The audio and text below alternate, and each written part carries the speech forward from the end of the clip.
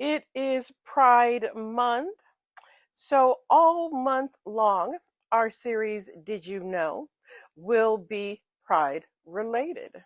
Yes, let's get started. Did you know that the first drag queen was black? You're really not surprised, though, are you? I mean, come on now. Yeah, I digress. Let's talk about William Dorsey Swan. William Dorsey Swan was born into slavery in 1860 and lived in Washington, D.C. To his friends, he was known as the Queen. He began hosting drag balls in the 1880s, which were secret gatherings of men dressed in women's clothing. Swan referred to himself and others attending these gatherings as the Queen of Drag. In 1896, Swan was charged with keeping a disorderly house. This charge was often used to target individuals involved in brothel operations, suggesting his drag activities and gatherings may have been perceived as a threat to social order. On April 12, 1888, the police burst through the door of the two-story residence in Northwest Washington, D.C., just half a mile from the White House.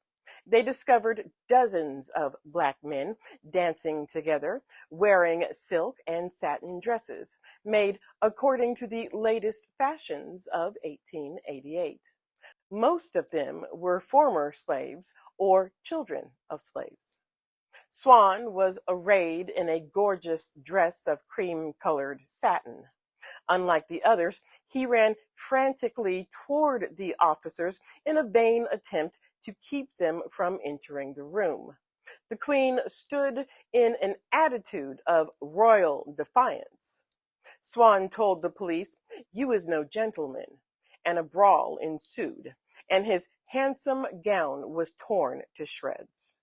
The event is considered one of the first examples of violent resistance for LGBTQIA+ rights.